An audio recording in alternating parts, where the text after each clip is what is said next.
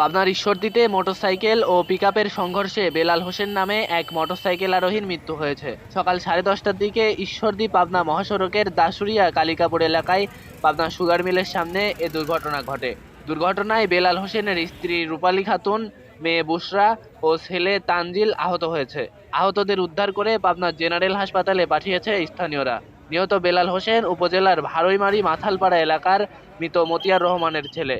Pakshi highway থানার in charge Moshfiqur Rahman জানান, বেলাল হোসেন তার স্ত্রী ও ছেলেমেয়ে নিয়ে মোটরসাইকেল যোগে দাসুরিয়ার দিক থেকে পাবনার দিকে যাচ্ছিলেন। পথিমধ্যে কালিকাপুর পাবনা সুগার মিল এলাকায় পৌঁছালে বিপরীত দিক থেকে বেপরোয়া গতিতে আসা একটি পিকআপের সাথে মোটরসাইকেলের সংঘর্ষ হয়। এতে ঘটনাস্থলেই মোটরসাইকেল আরোহী বেলাল হোসেন মারা যান। দুর্ঘটনার পর ঘাতক পিকআপ সহ এর চালককে আটক করে রাখে স্থানীয় লোকজন। পরে তাকে পুলিশি হেফাজতে নেওয়া হয়। এই ঘটনায় আইনগত ব্যবস্থা নেওয়া হবে বলেও জানান হাইওয়ে পুলিশের এই কর্মকর্তা। নিউজ ডেস্ক, প্রতিদিনের ঈশ্বরদী।